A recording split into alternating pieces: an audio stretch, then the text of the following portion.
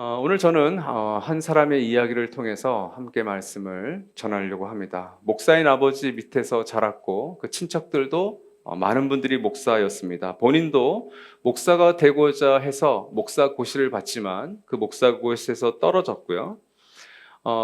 다행히 한 선교단체에서 이 사람을 채용해서 전도자로 삼아서 한 탄광 지역에 이 사람을 보냅니다. 탄광 노동자들의 삶은 어두움 그 자체였습니다. 광부들의 삶을 곁에서 지켜보면서 나의 삶은 너무 사치스럽구나를 깨닫고 그 광부들과 노동자들과 비슷한 삶을 살고자 노력했던 사람이었습니다. 어느 날 선교지 현장 점검을 왔던 그 선교단체 대표단은 깜짝 놀랍니다. 성직자의 품위와 자신들의 단체의 품위를 위상을 손상시켰다고 생각해서 짧은 6개월 만에 그 전도자를 해고했습니다. 그리고 그 해고된 젊은이는 본격적으로 화가의 길을 걷게 됩니다. 목사인 아버지의 강압적인 종교적 분위기에 맞섰던 그 사람. 그러나 참된 종교가 주는 구원의 환대를 자신의 주변 사람들, 특히 가난한 자들, 소외된 자들과 나누고자 했던 사람. 비록 말년에 자신의 귀를 자르게 되고 그리고 권총으로 자살했던 비운의 화가 빈센트 반 고흐의 이야기입니다. 그는 사회적 약자인 광부와 농부 그리고 노동자, 여인들과 함께했고 그림을 통해서 그들의 삶을 보여주고자 노력했습니다. 그가 죽기 직전까지 편지를 주고받았던 동생 테오에게 편지를 보냈고요. 그 테오가 자신의 여동생에게 보낸 편지에서 형을 이렇게 그렸습니다. 형은 항상 다른 사람들을 위해 무엇을 해줄 수 있을지 생각하는 따뜻한 마음의 소유자였어. 이게 그 형, 오빠에 대한 그 동생들의 기억이었습니다. 첫 번째 그림을 한번 볼까요? 너무 유명한 그림이죠. 별이 빛나는 밤인데요. 화면에 잘 보이시죠? 고은은 유독 노란 이 색의 색감을 좋아했습니다. 유독 노랗게 빛나는 달과 별들, 집집마다 새어나오는 작은 노란빛들이 있죠. 그러나 아시는 분들은 아시겠지만 이 그림의 정중앙에 위치한 높은 첨탑을 가진 교회의 빛은 꺼져 있습니다. 의도적인 것이었습니다.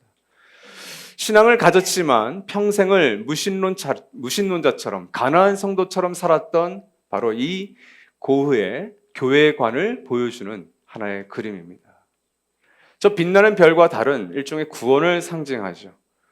근데 그 당시 고흐가 생각했던 교회는 아버지로 대표됐던 목사들은 그 구원을 보여주지 못했다고 생각했던 겁니다. 두 번째 그림 볼까요? 고흐가 가장 사랑했던 그림입니다. 감자 먹는 사람들. 남소영 목사님께서 이 그림을 꼭 보여주라고 하셔서 제가 보여드리는 겁니다. 초라한 집에서 천장에 붙어있는 작은 빛에 의지하여서 5명의 사람이 감자를 썰어서 먹고 한 여인은 차를 나눠주는 일종의 환대의 식탁 공동체. 그림을 자세히 보면 그들의 손과 그들의 몸, 그들의 뼈는 울퉁불퉁하고 투박합니다. 그러나 이들의 서로를 환대하는 모습을 고흐는 보여주고 싶었기에 이 그림을 가장 사랑했던 것 같습니다. 그가 테오에게 보낸 편지에서 이런 환대의 의미로 글을 썼습니다. 이 감옥을 없애는 게 뭔지 아니? 깊고 참된 사랑이란다. 친구가 되고 형제가 되고 사랑하는 것, 그것이 최상의 가치이며 그 마술적인 힘이 감옥문을 열어준단다. 그것이 없다면 우리는 죽은 것과 같단다. 사랑이 다시 살아나는 곳에서 인생도 다시 태어난다. 이 감옥이라는 것은 편견, 오해, 치명적인 무지, 의심, 거짓 겸손 등의 다름이기도 하다. 반 고흐의 영혼의 편지에 나오는 글귀입니다. 여러분, 환대의 안경으로 세상을 보게 되는 것도 참 신비로운 일이지만 환대의 안경으로 우리가 평상시에 읽었던 성경을 읽게 되면 2000년의 교회의 역사, 교회사를 보게 되면 수많은 사람들이 그 시대 당시에 그리고 성경의 역사 무대에서도 환대의 그늘이 되어주었음을 발견하게 됩니다. 우리가 사실은 그것들을 쉽게 놓치곤 하죠. 그래서 사실은 이 성경은 환대의 사람과 환대의 공동체로 가득한 이야기입니다. 그 환대의 그늘이 되었던 사람들을 대표적으로 구약에서는 창세기의 족장들, 그리고 신약에서는 예수님과 그의 몸된 초대교회의 작은 모습들을 통해서 보고자 합니다. 그 모든 것들을 살펴보면 아마 오늘 집에 돌아가시기 어려울 것 같습니다. 창세기 13장 9절 말씀을 같이 한번 읽겠습니다. 내가 시작.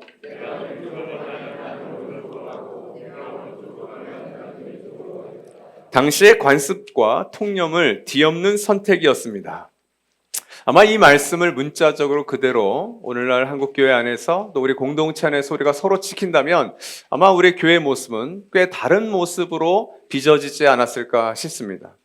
힘을 가진 자가, 발언권을 가진 자가 만약 큰 대의, 큰 뜻을 위해서 이런 자세를 늘 갖고 있다면 아마 이 세상은 많은 부분에서 달라지지 않았을까요? 또 우리 한국교회를 바라보는 눈도 많이 달랐을 것 같습니다. 어떤 모습입니까? 6절에 그들은 재산이 너무 많아서 이것이 문제의 발단이었습니다. 아브람과 롯, 삼촌과 조카 모두 목축업에 종사했습니다. 재산이 많다는 것은 가축이 많았고 그 가축을 다스릴 일꾼들이 많았다는 것을 의미합니다. 딸린 가솔이 많았습니다. 그러나 8절 말씀이 아브라함이 품었던 대의, 큰 뜻이었습니다. 우리 사이에 어떤 다툼도 있어서는 안 된다. 그 해결 방식이 뭐라고요? 너가 오른쪽 가면 내가 왼쪽 갈게. 너가 왼쪽 가면 내가 오른쪽 갈게. 저는 어렸을 때 우면 좌고, 좌면 우고 이렇게 배웠었어요. 그 선택권을 먼저 준 겁니다. 대의를 위해서 사실 이 아브라함이라고는 리더를 통해서 아브라함의 가솔들, 그 아브라함의 식솔들은 많은 불편함을 겪었을 겁니다.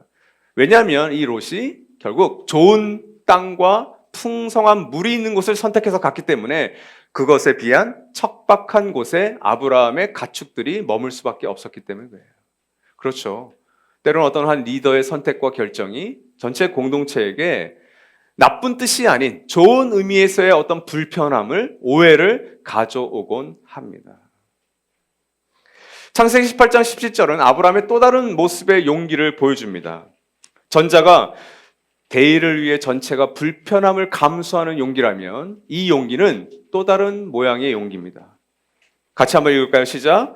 아브라함이 집짐승 떼가 있는 대로 달려가서 기름진 좋은 송아지 한 마리를 끌어다가 하인에게 주니 하인이 재빨리 그것을 잡아서 요리하였다. 이 말씀의 배경은 1절에 한창 더운 대낮입니다. 한창 더운 대낮이란 것은 뜨거운 정오를 얘기하겠죠. 지금도 남미와 유럽 그리고 중동에서는 이런 습관이 남아 있습니다. 전통적으로 오침 시간이 있습니다. 저도 군 생활할 때 이렇게 폭염이 있는 8월 정도에는 한 1시간, 2시간의 오침을 내부만에서 쉴 수 있도록 제공을 해주었습니다.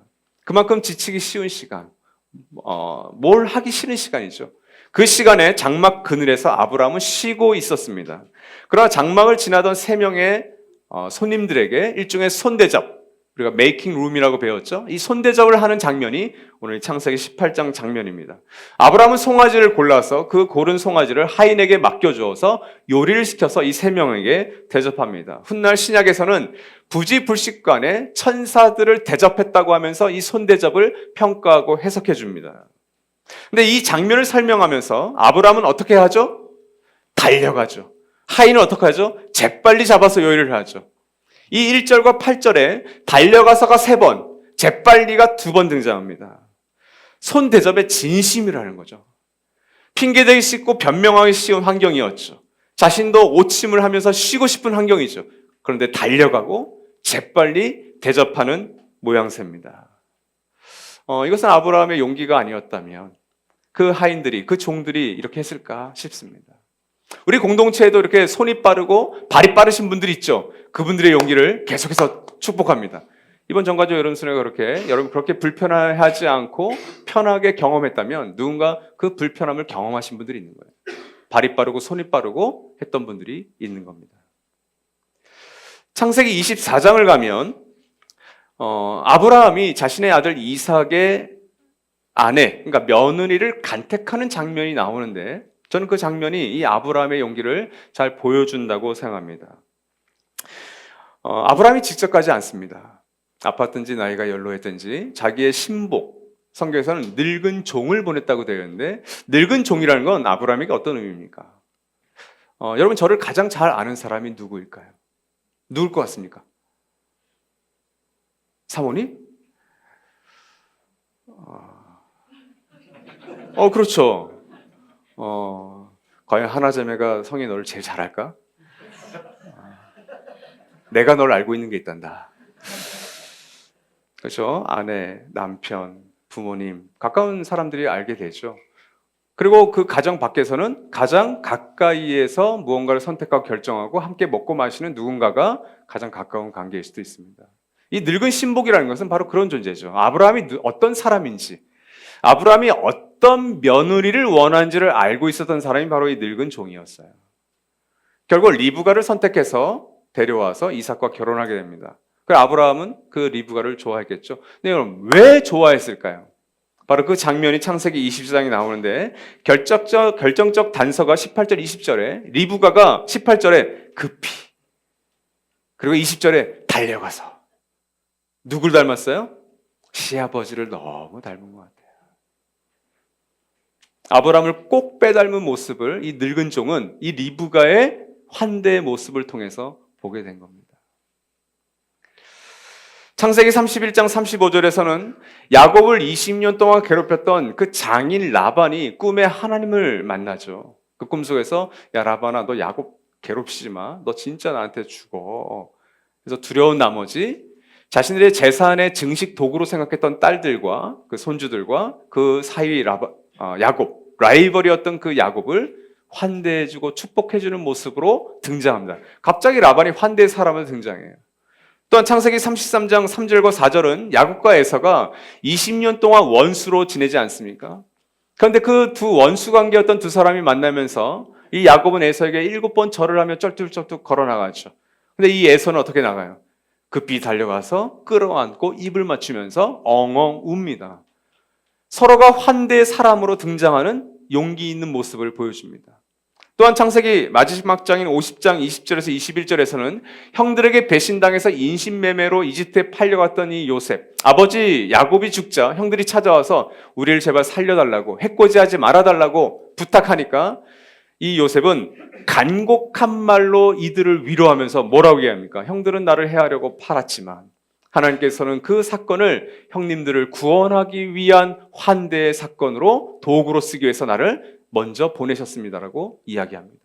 그러니까 환대 사람으로 요셉이 등장하는 모습을 보게 됩니다. 그러니까 창세기 1장에서 50장까지 하나님께서 하나님의 형상으로 사람을 지은 것이나 50장의 요셉을 통해서 이 환대 메시지를 전파하는 것이나 창세기 1장에서 50장까지 이 환대의 안경으로 보게 되면 이 환대가 사람을 만들고 빚어가고 사람은 결국 환대의 사람으로 살아가게 되는 거구나를 깨닫게 됩니다. 이 하나님의 환대를 경험한 이들의 용기를 계속해서 소개하는 거죠. 창세기만 이럴 뿐 출애굽부터 말라기까지 더 많은 사람들과 공동체가 이런 환대의 모습으로 등장하고 있습니다. 신약은 어떻습니까? 누가복음 5장 31절 같이 읽습니다. 시작. 건강한 사람에게는 의사가 필요하지 않으나 병든 사람에게는 필요하다. 예수님은 당신을 병든 사람들을 위한 의사로 자처합니다. 그래서 그분은 이런 오해도 받았죠. 너는 세리와 죄인들의 친구야. 이런 오해를 받는 것이 쉽지 않았을 겁니다. 오늘도 수많은 목회자들과 수많은 교회가 사회적 약자들과 소수자들의 친구와 그들의 편의를 베풀어주는 공동체 그런 사람으로 오해를 받곤 합니다. 때론 목사직을 걸고 그런 친구로 오해받기도 합니다. 여러분 저는 복음서를 볼 때 이 복음서에 등장했던 모든 사람들의 가장 선명한 특징이 있다라는 것을 발견하게 됐어요. 예수님 주변에 있었던 사람들, 예수님 거절했던 사람들이 아니라 그들은 모두가 병든 사람이라는 거예요. 문제가 있었던 사람들이에요. 겉은 멀쩡한 것 같지만 예수님과 만나게 되고 예수님 안에 있게 되면 예수님과 먹고 마시는 자리에서는 자신들의 문제를 용기 있게 꺼냈던 사람들이라는 거예요. 오늘 저와 여러분이 이 자리에 나와 있는 이유는 무엇일까? 저는 이렇게 대답할 수 있을 것 같아요. 내가 병든 사람임을 좀 알고 있으니까. 우리가 병든 사람이라는 것을 나의 어떤 나약함과 약함과 나의 문제를 누군가에게 얘기하는 것을 꺼려합니다. 나를 낳아주신 부모님께 얘기하는 것도 꺼려하죠. 나와 가장 가까운 아내와 남편에게도 얘기하는 것을 꺼려합니다. 그런 의미에서 가장 가까운 사람도 나를 모를 수 있어요. 근데 우리가 누구에게 얘기해요? 때론 예배와 찬양과 기도를 통해, 묵상을 통해 예수님께, 하나님께, 성령님께 아뢰는 거죠. 교회는 그런 병든 사람들, 못난 사람들, 그런 죄인들의 모임이 교회인 겁니다. 왜냐하면 예수님께서 그런 사람들을 초대하셨고 그런 여러분들과 그런 저를 초대하셨어요. 마태복음 11장 28절 같이 읽죠. 시작. 수고하며 무거운 짐을 진 사람은 모두 내게로 오너라. 내가 너희를 쉬게 하겠다. 그래서 방점이 뭡니까? 수고하고 무거운 짐을 진 사람들은 수없이 많아요. 그런데 여기서 방점은 모두에 있어요. 모두. 예수님은 심히 필요한 모든 사람에게 환대의 그늘이 되어주신 겁니다. 당연히 그분의 몸된 교회는 모든 사람에게 환대의 그늘이 되어주는 거예요. 누군가 어떤 문제를 안고 있을 수 있죠. 예를 들어 한국도 그런 청정 지역이 아니라고 하지만 마약에 중독된 사람이 있다고 예를 들어 봅시다. 레리 크랩은 관계를 세워주는 그 영혼의 공동체라고 하는 책에서 이렇게 예를 들었습니다. 세상은 누군가 마약을 했다, 어떤 문제의 소지가 있는 행동을 했다, 그것으로 낙인을 찍어버리죠. 근데 교회라는 공동체는 어떤 것이냐? 그 낙인이 찍힌 채 오는 곳이 교회라고 얘기했던 거예요. 그게 윗방 공동체라고 얘기했던 거예요. 아, 마약을 한 우리의 크리스찬 형제고 우리의 크리스찬 자매구나. 그 마약에 다른 어떤 것을 집어넣어도 이 모두에 다 걸려듭니다. 그 모두가 이 환대의 그늘이 되어줄 교회에 올 수가 있는 거죠. 사도행전 2장 43절에서 47절 나중에 한번 더 자세히 살펴보십시오. 가난한 사람이 없었던 초대교회의 가장 급진적인 공산의 모습이 이 공동체의 모습이었습니다. 사도행전 9장 26절 27절은 적대자였고 박해자였던 사울을 초대교회를 이끌었던 두 사람, 아나니아라는 사람과 그에게 세례를 베풀죠. 그리고 바나바의 모습이 등장합니다. 이 두 사람이 아니었던들, 적대자였고 스파이였던 사울이 이 초대교회 공동체에 몸을 담을 수는 없었을 것 같습니다. 사도행전 10장 28절에서는 이방인 고넬료를 환대하는 베드로의 모습이 등장하죠. 베드로는 율법주의자였습니다. 유대인의 율법관을 갖고 있었죠. 그래서 부정한 음식을 평생 먹지 않았어요. 근데 하나님께서 세 번의 꿈을 통해서 이거 먹어, 잡아먹어, 안 먹겠습니다 했더니 야 그냥 먹어. 저는 하나님께서 이 정도로 얘기하라고 하지 않아요. 하라고 하셨을 것 같아요. 먹어! 먹죠. 그게 뭐예요? 이방인 고넬료를 너가 가서 만나야 돼. 근데 그 고넬료도 나의 백성이야. 내 교회 멤버야. 라고 얘기하신 거예요. 그래서 이방인 선교의 문이 활짝 열리죠. 사도행전 13장 1절에서 3절은 바울과 바나바를 안디옥 교회가 이방인 선교를 위해서 그 두 리더를, 핵심 리더를 흩어보냅니다. 그렇죠? 떠나보내는 장면입니다. 기꺼이 내어놓는 용기를 가지고 있는 거죠. 여러분도 언젠가 저 역시 우리 공동체 안에서 이런 비슷한 용기를 내야 될 것 같습니다. 그렇죠? 사도행전 13장 1절 3절만 보더라도 언젠가 선교를 위해서 저를 내놓든지 우리 사역자를 내놓든지 우리 운영위원들을 내놓든지 마을 지기 목자들 하늘 가족들 내어놓으셔야 돼요. 그렇죠? 우리가 평생 여기 계속 같이 모여 있을 거 아니잖아요. 그렇죠? 그거 인정합시다. 잘 인정을 안 하시는군요. 흩어질 거예요. 지금 여기가 좋죠? 좋죠? 여기가 좋사오니. 근데 언젠가는 우리가 교회를 분립하고 또 어느 곳에 교회를 내보내야 될 수 있어요. 그때 여러분 누구 보내실 거예요? 네가 가라 하와이 이러실 겁니까? 아니죠. 운동성 있는 분들이 가셔야 될 거고 그 일에 또 특화된 분들이 가셔야 될 거예요. 개척에 또 은사가 있는 분들이 가셔야 될 겁니다. 꿈꾸는 교회에서 어떤 분이 그래도 개척에 은사가 있는 것 같으세요? 김경수 목사님, 남수혜 목사님, 이용진 목사님, 박지훈 목사님, 이석주, 김은진, 최호남? 그래도 저한테 있지 않을까요? 제가 해봤으니까. 그런 용기를 여러분이 또 내셔야 될지도 모르겠죠. 같이 한번 읽어보겠습니다. 우리 강의 안에 있죠. 환대는 시작. 환대는 우리를 낯선 곳으로 인도한다. 그리고 환대는 나와 전혀 상관없는 이에게 베풀다가 나의 가장 귀한 것을 잃을 수도 있는 위험성을 내포한다. 그래서 환대는 분별력과 지혜, 숙련된 기술과 경험이 필요하다. 또한 그 이상의 용기도 필요하다. 상처받을 용기, 아무것도 돌려받지 않아도 괜찮을 용기, 오히려 오해와 비난을 받을 수 있는 상황에 처할 용기. 이따 드리는 찬양으로 부를 그 곡을 만드신 김재우라고 하는 선교사님의 고백입니다. 너무 와닿죠. 환대는 저와 여러분을 낯선 곳으로 인도해요. 그렇죠?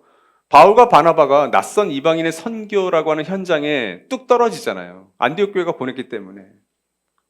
여러분, 가정교회를 세우다 보면, 가정교회 또 몸담다 보면, 또 가정과 일터에 있다 보면 이런 거 다 경험하시잖아요. 상처받을 용기. 그 용기가 참 갖고 싶지 않지만 우리는 어떨 수 없이 상처받아요. 그죠? 또 상처를 주죠. 오히려 상처받을 용기보단 상처 줄 용기가 더 많아요. 사실 우리는. 아무것도 돌려받지 않아도 괜찮을 용기. 이런 용기가 있으세요? 우리는 기브 앤 테이크 하고 싶잖아요. 그리고 오해와 비난을 받을 수 있는 상황에 처할 용기. 이런 모든 상황에 우리는 용기를 내야 된다는 걸 역설적으로 얘기하는 겁니다. 그럴 때 환대가 이루어진다고 얘기하는 거예요. 그리고 가정교회는 공동체, 우리가 속한 작은 가정, 우리가 맺고 있는 인간관계가 얼마나 위험합니까? 내가 용기를 내고자 하면, 내가 환대를 하고자 하면 이런 위험성을 내포할 수밖에 없다는 거예요. 그렇죠? 내가 사랑하지 않으면 배신당하지 않아요. 내가 베풀지 않으면 그것에 대해서 받고 싶은 마음이 생기지 않는다고. 그래서 우리는 마음을 닫고 살게 되어 있는 거예요. 그렇죠? 저도 청년들과 오랜 시간 사역을 하면서 어떤 청년들은 이런 청년들 제가 진짜 봤어요. 전사님, 저는 2번 다시 여자를 믿지 않습니다. 반대로 저는 2번 다시 남자를 믿지 않습니다. 서로에 대한 트라우마와 상처가 있는 거예요. 그것을 안고 결혼을 미루거나 포기하고 평생을 살아가시는 분들이 있어요. 저는 그분들의 마음이 어떤 마음인지는 알 것 같아요. 그럴 때 우리에게 하나님께서 용기를 내라고 약간 떠밀어 주시는 거죠. 그래, 아무것도 하지 마. 그럴 용기도 필요해. 라고 위로하시는 거죠. 그래서 우리에게 필요한 환대라는 이름의 용기를 3가지로 좀 정리해 봤습니다. 한번 따라 할까요? 중심에서 변방으로. 네, 우린 중심에 늘 있기를 원해요. 근데 우리는 변방으로 나아갈, 가장자리로 나아갈 용기가 좀 필요합니다. 우리 PPT를 한번 볼까요? 묘령의 여인이죠. 텍사스 출신의 루비 캔드릭이라고 하는 선교사님입니다. 그 묘비예요. 그리고 끝에는 그 묘비를 좀 확대한 사진입니다. 아마 영어를 아시는 분들은 뭐 해석하는 게 그렇게 어렵지 않을 것 같은데요. 1907년에 9월에 한국을 방문했습니다. 뭐 얼마나 부푼 꿈을 가지고 방문했겠어요, 이 루비 캔드릭이. 그러나 고작 1년 사역하고 과로로 그 다음에 1908년에 사망합니다. 그의 나이 불과 25세였습니다. 그 묘비에는 그녀가 텍사스의 친구들에게 부모님께 보냈던 편지에 글귀가 쓰여져 있습니다. 한국어로 해석하면 이거예요. 만일 나에게 1000개의 생명이 주어진다면 그 1000개의 생명을 모두 한국을 위해 바칠 것이다. 이 글귀에 감동받은 수많은 젊은이들이 또 선교사들이 그 당시 한국으로 넘어오기도 했습니다. 여러분, 왜 24세 젊은이가 변방 중에 변방인 한국으로, 조선으로 왔을까요? 이 당시 미국은 경제와 군사력과 정치에 있어서 신흥 강대국으로 세계 중심으로 급부상하던 시기였습니다. 그녀가 중심에서 변방으로 올 수 있었던 것은 그녀가 하나님의 환대를 어린 시절에 경험하고 그 환대를 이 조선의 사람들에게 전파해주고 싶은 마음 때문에 왔던 것입니다. 1년 동안 무슨 사역을 그렇게 많이 했겠어요? 뭘 세웠겠어요? 뭘 가르쳤겠어요? 과로로 죽었습니다. 안타까운 죽음입니다. 그죠? 그런데 그 수많은 조선인들은 이 1년도 되지 않은 이 여인의 섬김과 헌신을 보고 이 여인과 영어로 뭐가 통했겠어요? 영어가 안 통했겠죠. 한국말도 잘 몰랐겠죠. 1년 동안. 그녀의 사랑이라고 하는 언어를 배우게 된 거예요. 그러니까 여러분, 우리가 어떤 선교를 할 때, 섬김을 할 때, 봉사를 할 때, 아니 왜 비행기까지 타고 가면서 이렇게 많은 돈을 들여서 이렇게 섬겨야 돼요? 왜 우리는 봉사를 해야 돼요? 왜 선교를 해야 돼요? 어리석은 얘기예요. 만약 이 루비 캔드릭이 그날 오지 않았다면, 그 중심에서 누군가 변방으로 오는 사람이 없었다면 도대체 구한말의 한국은 어떤 시대를 살아가게 되었었을까요? 병원은 지어졌을까요? 학교는 지어졌을까요? 여성들의 인권은 신장됐을까요? 아마 제 SNS 저랑 친구 관계에 있는 분들이 몇 분 되실 겁니다. 제가 그렇게 많이 친구 관계 맺지 않습니다. 저한테 친구 관계 이렇게 신청하시는 분들이 계시는데 죄송하지만 제가 더 이상 받아들이려고 하지 않습니다. 제가 좋은 글만 쓰지 않기 때문에. 제 대문 사진은 양화진의 묘지예요. 근데 어떤 묘지냐면 아이들의 묘지예요. 그 선교사들이 와서 아이들이 풍토병 때문에 태어나자마자 막 죽었다고요. 우리 하윤이처럼 이렇게 7kg 중으로 이렇게 건강하게 오는 아이들이 거의 없었다고요. 양화진 묘지를 갔을 때 제가 그게 충격이었어요. 아니, 이 사람들은 왜 이곳에 와서 그 중심된 곳에서 와서 이 변방에 와서 자기의 아이들이 죽어나가는 걸 이렇게 보고 여기 이렇게 묘지를 만들었지? 예수께서 이 땅에 오신 성육신의 사건, 우리가 아까 앞에 찬양에서 불렀지만 그 하늘의 보좌를 버리시고 자기 비하를 통해서 이 땅에 오신 예수를 통해서 우리 하나님의 뭘 느끼는 거예요? 하나님께서 말씀하시나요? 아니요, 여러분 꿈에도 일상생활 하나님 그게 보이스로 말씀하시는 적이 거의 없어요. 뭘 얘기하신 거예요? 사랑이라고 하는 언어로 얘기하신 거예요. 야, 이 아들 예수를 봐. 이게 나의 사랑이야. 이게 확증된 거야 라고 얘기하시고 십자가라고 하는 그 은혜의 자리에서 선명하게 얘기하는 거죠. 내가 너희를 사랑한다. 내가 너희 아픈 거 안다. 수고하며 무거운 짐진 자들아 다 내게로 와라. 내가 너 쉬게 해줄게. 이렇게 얘기하시는 거죠. 그러나 여러분, 한국의 근현대사를 거치면서 한국의 기독교와 교회는 기득권이라고 하는 이미지로 꽤 굳혀져 버렸습니다. 오늘날 많이 문제가 되는 국가 조찬 기도회 이런 이슈들이 많죠. 여러분, 제가 국가 조찬 기도회 갔을까요? 안 갔을까요? 가볼 기회가 딱 한 번 있었습니다. 딱 한 번. 제 작은 개척 공동체일 때 그 한 자매가 그 국가 조찬 기도회를 기획하는 자리에 있었어요. 그래서 저한테 표를 주겠다는 거예요. 목사님 원하시면 국가 조찬 기도회에 초청자 하나 드리겠다고. 제가 가고 싶었을까요? 안 가고 싶었을까요? 가고 싶었죠. 누가 안 가고 싶다고 그랬어요? 여러분은 안 가고 싶으세요? 난 가고 싶은데 좀 대통령도 만나고 거기에 유력한 분들도 만나고 아침 공짜로 준다는데. 근데 저는 가지 못했습니다. 안 간 거죠. 요즘 그 이슈가 많습니다. 그렇죠? 아침을 같이 함께 먹으면서 나라를 위해서 민족을 위해서 기도한다는 건 너무 좋은 큰 뜻, 대의입니다. 그러나 그 모임이 어느새 만약 변질되고 타락했다면 다시 한번 재고해야죠. 그리고 교회 밖에 있는 분들은 그 기도회 자체를 그렇게 좋게 썩 내켜하지 않는 것 같습니다. 그거에 대한 다른 시도가 분명히 필요한 것 같아요. 그러나 그런 교회의 모습도 있었지만 동시에 보이지 않는 곳에서 제2, 제3의 이 루비 캔드릭과 같은 역할을 했던 사람들과 교회 공동체가 있었습니다. 전 그래서 이 한국교회가 그나마 여기까지 왔다 생각하고 앞으로도 한국교회는 많이 망가진 모습을 보여주겠지만 그러나 앞으로도 한국교회가 희망이 있다는 것은 바로 이런 분들이 있었기 때문이 아닐까요? 우는 자들과 함께 울어주고 하나님 나라의 뜻을 위해서 함께 기뻐하는 자들과 기뻐해주는 그런 교회와 그런 사람들이 있을 때, 중심에서 변방으로 가기를 두려워하지 않을 때 아마 그런 일들이 일어날 겁니다. 자신과 우리를 위한 성을 쌓는 것이 아니라 하나님의 환대가, 우리의 환대가 필요한 그 사람들을 위해서 한 걸음 한 걸음을 길을 만드는 사람들, 그죠? 이번 우리 역사 기행팀이 길을 만드는 사람들, 길만사잖아요. 이름 잘 지으셨어요? 왜 그 길을 만듭니까? 이 경색되어 있는 한국과 북한과의 사이에서, 중국과의 사이에서, 러시아와 일본과의 사이에서 그 숲에 길이 없지만 수없이 왔다 갔다 하다 보면 짐승이 난 길이 아니라 사람이 만든 길이 나기 때문에 그래요. 오늘 따뜻한 밥 봉사를 우리 여수가정교회가 하신다면서요. 우리가 1년에 4번 정도 그 따밥 봉사를 하기로 했습니다. 우리의 돈을 들여서, 우리의 품을 들여서 해요. 왜 여수가정교회 공동체가 그 불편한 일을 감수하겠습니까? 왜 청년들이 그 불편한 일들을 감수하겠어요? 그것이 중심에서 변방으로 가고자 하는 그 길 위에 있기 때문에 그런 거예요.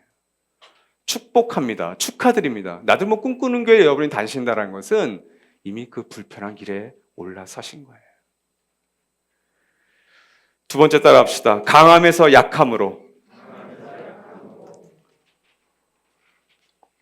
성경을 보면 선명하게 발견되는 게 있어요. 한 개인과 공동체는 반드시 흥망성쇠의 길을 갑니다. 그렇죠? 자, 늘 누누이 말씀드리잖아요. 흥과 성의 길이 있고 망과 쇠의 길이 있다고 되어 있습니다. 저는 이런 면에서 좀 잔인해요. 망하고 쇠할 것은 빨리 망하고 빨리 쇠하자. 이런 주의예요. 흥하고 성하는 것은 늘 더딥니다. 근데 망하고 쇠하는 것은 늘 빨라요. 근데 원칙이 있어요. 언제 망하고 언제 쇠하냐면 자신을 강하다고 착각하는 개인과 공동체는 자신의 것이 아닌 그것을 자기의 것이라고 인식하고 착각할 때 그것이 교만으로 연결돼서 망합니다. 반대도 성립되죠. 자신의 약함을 자랑했던 이들은 자신이 아닌 하나님의 것, 하나님의 힘으로 사는 것을 보게 돼요. 우리가 사는 수준이 다 다르시잖아요. 근데 이 원칙은 사는 수준과 사는 방법이 다 다른 우리에게 똑같이 적용되는 원칙입니다. 여러분이 지금 누리고 있고 여러분이 벌어들이고 여러분이 것이라고 생각하는 것들이 하나님의 것이 아니라 나의 것, 우리의 것이라고 착각하는 순간 그것은 교만의 선봉이 될 거예요. 하나님 그런 사람들을 좋게 여기지 않으십니다. 불쌍히 여기세요. 근데 여러분이 누리고 있는 그것들을 나의 것이 아니라고, 자식조차도 나의 것이 아니라고 여기는 분들을 통해서 하나님은 하나님의 강함으로 일하셨다고요. 그것이 성경에서 발견되는 원칙입니다. 지금의 우리 한국교회가 잃어버린 것은 세계 교회사 속에서 그 불미스러운 이름에 올라있던 교회들이 잃어버린 것은 기득권으로 대표되는 힘과 돈과 권력과 유력한 사람들이 아니에요. 유력한 사람들이 우리 교회에 있으면 돈과 힘과 어떤 좋은 것들이 우리 교회에 있으면 힘이 있겠지, 강하겠지가 아니라는 거죠. 여러분, 초대교회가 당시의 사회에서 매력적이고 인기 있고 능력을 떨쳤던 것은 그 당시 교회의 리더였던 베드로의 고백 속에 드러나 있습니다. 베드로는 이렇게 고백합니다. 사도행전 3장 6절이죠. 같이 읽겠습니다. 시작. 베드로가 말하기를 은과 금은 내게 없으나 내게 있는 것을 그대에게 주니 나사렛 예수 그리스도의 이름으로 일어나 걸으시오. 바른 믿음이 뭔지 아십니까? 나에게 진짜 없는 것과 나에게 진짜 있는 것을 분별하는 것이 바른 믿음이에요. 그 참된 자기인식과 하나님에 대한 믿음에서 뭐가 나옵니까? 참된 용기가 나오는 거죠. 베드로는 그것을 알았던 거예요. 나에게 은과 금은 없습니다. 돈이 없다는 거죠. 당신이 구걸하는 이것을 내가 줄 게 없습니다. 조금 있었을 거예요. 근데 베드로는 이걸 얘기하고 싶었던 거죠. 나에게 진짜 있는 것이 있는데 그것이 예수 그리스도입니다. 라고 얘기하고 있는 거예요. 근데 그 예수 그리스도를 이름할 때 하나의 수식어가 붙죠. 뭐예요? 나사렛이에요. 베드로는 지금 뭘 얘기하고 있는 것입니까? 의도적으로 붙인 거예요, 이 나사렛을. 세상의 기준에서 볼 때 예수님은 어떤 분이에요? 제국의 큐리오스, 제국의 주님이었던 그 황제와는 비교가 되지 않는, 누가 그 나사렛 예수를 따라가고 싶겠어요? 황제인 큐리오스, 황제가 제국에 의한 그 힘을 따라가고 싶지. 근데 베드로는 누굴 따라가요? 나사렛 예수를 따라가고 있는 거예요. 그 나사렛의 볼품없는 청년, 나사렛의 목수였던, 어부와 같이 놀았던, 마치 탄광에 있던 사람들과 똑같이 볼품없는 삶을 살아갔던 그 반고흐처럼 그 예수님도 그들과 비슷하게 살아갔거든요. 그 예수님이 진정한 주님이라고 얘기하고 있는 겁니다. 하나님 안에서 약함이 강함이 되는 역사를 알려주신 거죠. 베드로는 자신과 교회가 약 2000년 동안 반드시 자랑해야 할 것을 우리에게 알려준 겁니다. 여러분, 앞서 말씀드렸듯이 어떤 약함과 어떤 문제 때문에 이 자리에 나오셨어요? 하나님 앞에서 철저하게 자복하게 되는 나의 한계, 나의 부족함, 나의 연약함, 나의 죄, 나의 불미스러운 일들, 나의 트라우마, 나의 불행들, 그걸 제가 지금 간단하게 이해하지만 사실은 여러분 한 분 한 분들에게 있는 그런 고통과 나약함과 연약함과 내가 깰 수 없는 나의 습관과 그 한계들은 사실 그렇게 가볍게 얘기할 수 없는 것들이죠. 그러나 여러분들만이 아는 그런 것들이 분명히 있죠. 근데 그것들을 여러분이 하나님 앞에 내어놓을 때 무엇이 될 수 있다고요? 그것이 하나님 안에서의 강함이 될 수가 있는 거예요. 가정교회에서 어떤 분들이 가장 능력 있게 느껴지시는 것 같아요? 목자님들? 대가 센? 목소리 크고? 목사니까? 아니죠. 자신의 연약함과 나약함과 자신의 죄마저 용기 있게 고백하고 그 용서를 구하는 그 누군가를 볼 때 그 한 사람이 너무 위대해 보이지 않습니까? 아니, 여러분의 배우자는 언제 위대해 보이시냐고요? 월급 이만큼 갖다 줘서 옛다 받아라 할 때, 물론 그때도 위대해 보이죠. 저도 위대했으면 좋겠어요. 근데 그때가 아니라 내가 분명히 실수하고 내가 분명히 잘못한 게 맞는데도 불구하고 그것을 때론 은근하게 모른 척 해주거나 내가 낙심하고 시리에 빠질 때 나를 응원해 주거나 용기를 풀어 넣어줄 때 그럴 때 위대해 보이지 않던가요?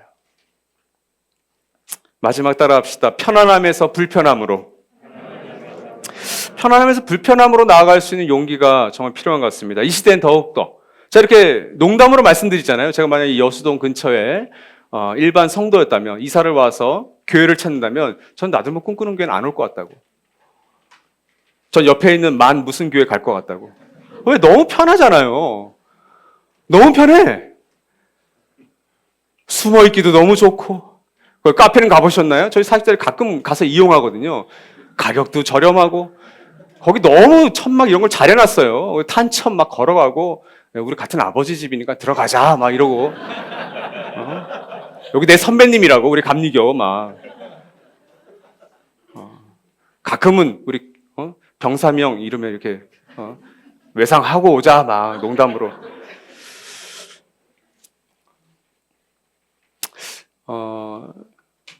오늘 이 시대는 그럴 것 같아요. 아마 여러분이 아는 가장 작은 교회를 한번 상상해 보십시오. 여러분 부모님들의 교회, 조부모님들의 교회, 혹은 여러분들이 섬겨왔던 여러분 의리 있게 또 하나님의 대의를 품고 어떤 개척과 분립에 참여했던 때를 생각해 보십시오. 여러분 그 작은 교회에서 별로 세상에 유명하지 않은 스타 목사님이 아닌 그곳에서 평범한 즉위 사모님과 그 자녀들과 그 목사님과 함께 교회를 세워갔던 모습을 한번 상상해 보세요. 뭐가 번드러져요? 뭐가 빛나요? 아무도 안 알아줘요. 근데 그런 분들이 운명을 달리해서 하나님 앞에 섰을 때 하나님이 이렇게 얘기하실 것 같아요. 제가 하나님이면 충성된 종아 진짜 잘했다. 지극히 작은 일에 너희가 충성했으니 내가 큰 것을 너에게 맡기겠다. 근데 여러분 그런 메모드급 교회에서 늘 편안하게 좀이다. 그분들이 다 편안한 건 아니에요, 그렇죠? 열심히 하는 분도 있을 테니까. 그럼 너가 그 임명소속에 숨어서 그렇게 숨어 있다가 잘 그렇게 뭐 편리한 걸 많이 받고 편리한 주차 시설과 편리한 엘리베이터와 우리 엘리베이터 지금 고장난 거 아시죠? 건물주가 안 고쳐주세요. 돈 아깝다고. 그래서 제가 1부 때 얘기했어요. 이거 건물 사버리자 우리가. 그 강함을 보여주자 우리가. 그래서 드림체풀 뭐 얼마인지 잘 모르겠어요. 비전체풀 2개 사면 한 200억 될 것 같아요. 한번 사자. 우리가 한번 한 뭐 200명이니까 1억씩 다 땡겨서 그러면 이 상가에 소문이 팍 날 거예요. 야, 꿈꾸는 교회가 이 2건물 다 샀대. 그때부터 요 밑에 있는 영가츠, 10% 식당들 다 긴장해야 돼요, 우리한테. 그러면 우리가 힘이 있어지는 거예요? 아니요, 그건 망조죠. 우리가 불편함을 감수하고 있는 거 아닙니까? 이렇게 우리가 불편함을 감수하다가 우리의 인원이 좀 너무 차고 넘치는 것 같아. 이젠 야 저쪽 지역에 너무 멀다. 저쪽에 우리 교회 세우자. 그럼 유력한 자들을 보내자. 우리는 그 길로 아마 가게 될 거예요. 불편함을 감수하는 거예요. 변방으로 나아가고 중심이 아닌 그리고 약함으로 나아갈 때 반드시 따라하는 건 불편함입니다. 2박 3일의 정가족 여름 수련회 여러분 편하셨어요? 전 불편했는데. 뭐 대표 목사라고 방도 하나 안 줘요, 이제. 설교 안 한다고, 2년 전에 설교한다고 작은 방을 하나 줬어요. 그래도 좀, 근데 이제 설교도 안 한다고 그냥 방을. 저도 그렇게 불편했어요. 제가 왜 워터파크 정리하는데 제가 왜 갈게요? 저 불편하고자 간 거예요. 불편하고자. 편해서 간 거 아닙니다. 불편한 거 알고 간 거예요. 말씀을 전하지 않아서 간 거 아니에요. 말씀 전하지 않아도 저는 그 시간에 온갖 이유로 편하게 있을 수 있는 사람이에요. 그러니까 제 자신이 조금 불편하면 다른 누군가 잖아요. 그 마음으로 간 거죠. 여러분도 마찬가지죠. 안락하셨어요? 편하셨어요? 아니 그냥 비전체풀에 3번 집회하고 박 목사님 모셔다가 우리 모여라 그러면 훨씬 효율적이고 효용성 면에서는 더 나아요. 2박 3일 정도 거기서 가고 왔다 갔다 하는 기름값, 왔다 갔다 하는 거 짜증나고 아까 우리 마에 보셨죠? 아이가 아파서 가정에 어떤 계획이 좀 차질이 났다고 할렐루야. 아니 은혜 받으러 갔다가 아마 분명 싸우셨겠죠. 난리가 났겠죠. 속상했겠죠. 제가 이렇게 뒤로 들어보니까 그 쓰신 분이 화를 했어요. 제가 전화를 드렸거든요. 그래서 올라온 거예요. 화해 안 했으면 못 올라왔어요, 적을. 더 어려워질 거 아니에요. 당신 이거 뭐야.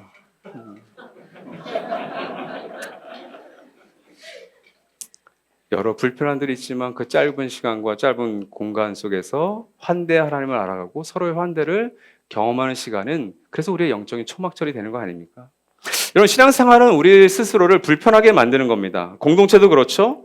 우리가 공동체인 건 분명해요. 그런데 우리는 공동체를 지향하고 있다는 걸 잊지 마십시오. 무슨 말이냐면 현존하는 미래란 말을 제가 좋아하는데 공동체도 마찬가지예요. 우리가 기대하고 이상적으로 생각하는 여러분 나름대로 이상적인 공동체가 있어요. 리더는 이랬으면 좋겠고 가족들은 이랬으면 좋겠다. 공동체 이랬으면 좋겠다. 근데 그것이 나의 잘못이 아니어도 그 공동체가 깨어질 때가 있습니다. 배신을 당할 거고요. 나의 허락과 우리 공동체의 어떤 뜻과 상관없이 누군가는 나갈 수 있어요. 그게 공동체예요. 그게 열려 있어요. 나가는 문도 들어오는 문도. 근데 공동체로 그냥 만족하면 뭐가 돼요? 공동체 왜 이래? 공동체가 이런 거야? 화가 나죠. 분노가 나죠. 그래서 나가고 싶죠. 근데 공동체를 지향하는 건 뭐예요? 야, 하나님 나라 다시 올 때까지 완벽한 공동체는 이루어지긴 어려워. 그러나 그 소망을 우리가 포기하지 말자. 그래서 그 공동체를 지향하는 거예요. 그래서 공동체는 어떤 어려움이 일어나더라도 그 안에서 좀 견디는 거죠. 같이 있어 보는 거죠. 그것이 공동체를 지향하는 현존하는 미래의 의미입니다. 시편 126편 5절 6절처럼 눈물을 흘리며 씨를 뿌리러 나가는 자에게는 반드시 기쁨으로 그 단을 가지고 돌아오게 하겠다. 이건 공동체를 지향하는 여러분 한 분 한 분에게 주시는 하나님의 약속이에요. 또한 그 불편함을 감수하며 애쓰는 이들에게 주님께서 하신 약속의 소망이 있는데 그 말씀이 계시록 21장에 있습니다. 같이 읽죠. 시작. 그때 나는 보좌에서 큰 음성이 울려 나오는 것을 들었습니다. 보아라, 하나님의 집이 사람들 가운데 있다. 하나님이 친히 그들과 함께 계시고 그들의 눈에서 모든 눈물을 닦아주실 것이니 다시는 죽음이 없고 슬픔도 울부짖음도 고통도 없을 것이다. 이 시대의 교회는 마치 청각 장애인처럼 살아가는 것 같습니다. 주님 뭐라고 얘기하시는 거예요? 우리 모두에게 얘기하는 거죠. 너가 의지했던 사랑, 너가 결단했던 그 사랑, 그래서 맺었던 결혼 생활, 그래서 맺었던 가정 생활, 자녀의 관계, 부모님과의 관계, 사랑, 우정과의 관계, 그리고 가정교회와 청년부와 여러 사역팀과의 그 인간관계 속의 관계 속에서 너 많은 눈물 흘렸지. 너 고통당하고 슬픔 당하고 너 어려움 당했지. 더 이상 그 눈물 내가 다 닦아줄게 라고 얘기하시는 거예요. 근데 그 음성을 뭐라고 해요? 큰 음성이라고 하잖아요. 큰 음성. 근데 우리는 그 음성을 안 듣는 거예요. 한국교회는 그 큰 음성을 잃어버린 거예요. 장애인이 돼버린 거죠. 우리가 이 깨어진 세상에서 살아갈 때 우리가 정말 들어야 될 음성은 바로 그 큰 음성이에요. 여러분의 모든 문제들, 아픔들, 고통들을 하나님 닦아주실 거라고요. 야, 너가 공동체에서 애썼던 거 내가 기억할게. 너가 그 관계 속에서 애쓰고 했던 거, 너가 그 관계 속에서 붙들기 위해서 너가 내렸던 그 결단들 내가 존중해 줄게. 내가 위로해 줄게. 더 이상 눈물 흘리지 마. 이걸 기억해야 된다는 게 약속인 겁니다. 예수님의 마음으로 그분을 필요로 하는 누군가를 위해서 환대를 베푸는 모든 이들과 공동체의 눈물을 씻겨 주신다는 우리 스스로가 불편해지는 것을 기꺼이 감내하는 삶과 인생과 사역과 그런 섬김이 될 수 있기를. 그것이 이번 8월 설교 시리즈의 주제인 기꺼이 불편한 환대인 거예요. 환대는 불편합니다.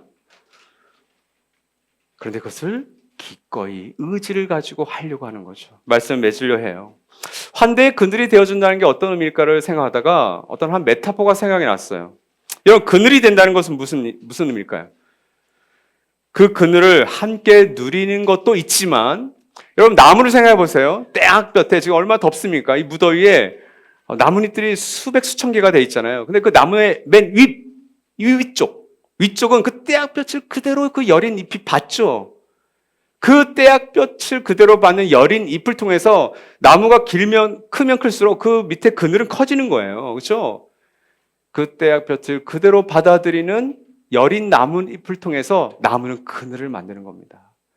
교회가 우리가 환대 그늘이 된다는 건 무슨 의미예요? 이 깨어진 세상에서 우리에게 정의롭지 않은 것들, 불공평한 것들, 공의롭지 않은 일들이, 억울한 일들이 우리를 쳐들어올 때 우리 개인과 우리 공동체, 우리 가정교회, 청년부 그 결들이 뭐가 되는 거예요? 그 나뭇잎의 위쪽이 되는 거예요.